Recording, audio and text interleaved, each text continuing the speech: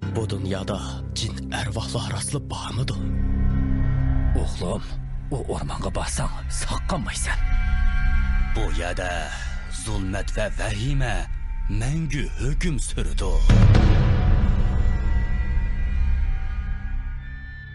Çoğun tiptiki vahimelik eseri tirilgen arvah.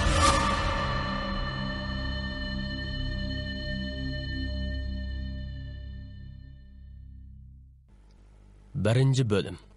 Salimning kundalik xotirasi. İkinci qism. Arvoh ko'lankisi.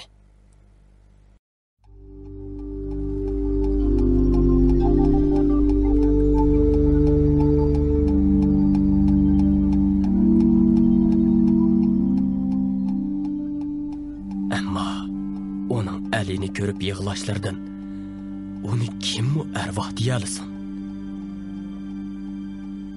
Salimning xotirasi degani, agar sizga rostli bir kishi uchirsa, uningdan nazar aylang. Biroq uning hargiz qo'pollik qilmang. Boshda u sizga hamdamda bo'ladi. Keyin jiningizni elishi mumkin deb yozilgan edi. Demak, uni qo'pollik qilsak bo'lmadik. Men Odil bilan Eminga. Og'aylar, Salim o'zining xotirasida o'rmonlikda bizdan bo'lak har qanday kishining yo'qligini debdigan. Ammo bu yerda o'lib ketgan Salim paydo bo'lib qoldi. Alimi uni ko'ribli xudini yo'qotdi. Biz bo'lsaqmi ehtiyot qilaylik, dedim. Hay, amsa uni o'ldirmasakla bo'lmadimi? Bizga ziyon yetkazmasa yana. Unda qilsa qat'iy bo'lmaydi. Xotirada uningga qo'pollik qilmoqlar deb yozilibdi. Biz mo'shundoq suhbatlashayotganda boyi chiqqan ozroq shamol kuchayib, daraxtlar qaraslab sunib ketgudek bo'lib ketdi. Shamolning ta'sirida to'nglig'anni oz deb ko'zimizni ochamay yotdik. 1-2 minut shundoq bo'lgandan keyin shamol to'xtadi. Biroq biz hozir oppoq kiyimlik, chochlari belidan oshadigan, burni yo'q, ig'izi yo'g'on, tishlari kinolardagi qon sho'rg'uchilarninkidek. Ko'zlari ko'p-ko'k bir muncha arvohlar orasida qoldik. Ular havoda laylab turardi. Shu paytda Salim oksiga ching yepishgan edi. Hammamiz qo'rqinch ichida qoldik. Dal shu paytda Odil sumkasidan uzun bir qilichni chiqardi. Men sumkamdan dadam sep qo'ygan yuqoriroq pichoqni oldim. Emin jiddiylashib nima qilarini bilolmay turardi.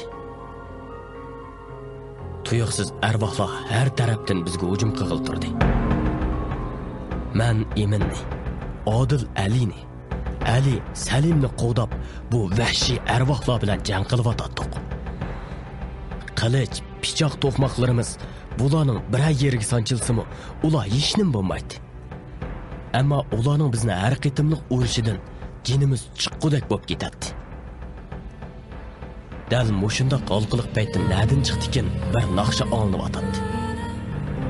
Bu naqshining olinishi bilan arvohlar cherqirashqinicha g'oyib bo'ldi. Qarsam bu naqsha Odilning yanchug'idan chiqib o'tadi. Uning telefon kelgan edi. Ammo u telefonni olmay ekraniga qarab turardi. Men asta berib uni o'qidim. O telefonning ekranini menga qaratdi. Ekranga qarab yana tashvishlanishga boshladim. Chunki Odilning telefonining nomeri ko'rsatadigan o'rinda zulmat elchisi degan xat turardi. Oramizni 1 minut sukut qopladi. Ondan naqsh to'xtadi. Qanaqa gap bu? Men yo telefonimdagi bilan nomeriga zulmat elchisida kirgizib qo'ymagan tursa. Mana ajab zulmat elchisidan telefon kelyapti ya. Bu zulmat elchisi degan kim bo'g'iydi endi? Bu zulmat elchisi degan arvohlarning eng kuchli kottivishi. To'g'ri deding. Zulmat elchisi Odilga telefon qilish orqali arvohlarni qochirib etdi. Vahimalik asarlarning yig'ichisini ko'rmoqchi bo'lsangiz, iftixor vahimalik asarlar munbiriga kiring. Tor bekat adresi www.chekit.iftixor.chekit.net.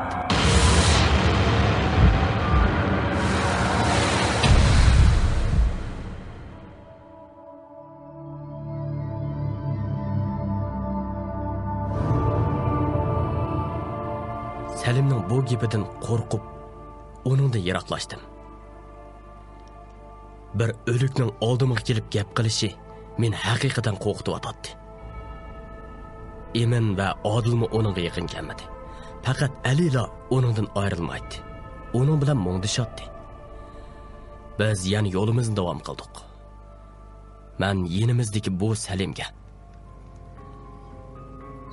Salim, menga degina, sening jasadingni tepib ko'mib qo'ygan tursak, ammo sen bu yerda bizning oldimizda tursan. Bira arvoh siyoqinga kirib oldimikin desak, sendan biran benormallik bayqamadim. Buni bizga bir tushuntirib qo'yg'ina. Sizlarning ko'mgininglar mening siyoqimga kirib olgan bir arvoh. Amaliyotda men bu yerda hayot qolgan. Hayot qolgan? Undaqda sen shuncha yildan beri bu yerda qandoq yashab kelding? Bu bek murakkab ish. Sizlarga keyinchi deb berman. Bu yerdagi arvohlarning seni qiynag'anligi haqida xotiriga qoldirib ekansan. Qanday qiyindi? To'g'ri. Xotiram hozir sizlardimi? Dedi duduqlab. Mushu param bo'layotganda atrofni kuchli bir kulgi ovozi qopladi. Bu kulgi ovozi shunchalik razil holatda chiqyapti. Bu ovozdan hammamiz atrofimizga qaradik. Biroq atrofda hech kim ko'rinmaydi. Bu ovozmi birdamdan keyin besiqdi. Men darhol Salimga qarab dedim. "Hay, bu ishning sababini bilamsan?" Albatta. Cho'qim arvohlar bizni yo'qotishning ko'yida. Bizni qo'rqityapti. Undaqda aytqina. Xotirangga arvohlarni yo'qotish usulini xotirlab ekansan. Qanday qilsak yo'qota olamiz? Bu men har qitim mushundoq savollarni so'rasam, u javob berolmay duduqlab qoladi. Buningdan uning haqiqiy Salim emas ekanligiga texmi ishondim. U Qara Umar. Bu yerda o gapining oxirini demayla ko'zlar chakchiyib kayniga yandi. Ali, Odil, eminmi kaynimda bir narsa bodek tikilib qarshadi. Tuyuqsizlar qo'limni shunchalik qattiq ham sovuq bir qo'l tutdi. Chekamdan ter eqishga boshladi. Chunki bu xil hissiyot tushimdagi vaqada bo'lgan hissiyot bilan o'xshash edi. Men qo'limni uning qo'lidan bo'shatib olish uchun tortdim. Biroq u nihoyatda ching tutib olgan edi. U asta og'zini qulqumga yoqdi-da. Sizlar bu yerga kelmasliginglar kerak edi. Endi o'ladigan bo'ldinglar.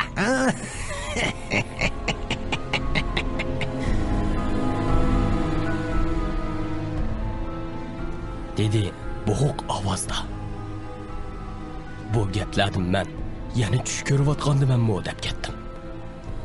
Atrofimga qarsam, u uchaylanib bir ish qilay demay qarabli turadi. Kaynimdagi bu arvoh, tushimdagi arvoh shumidi? Endi u rostli bizni o'ldirib yetadi.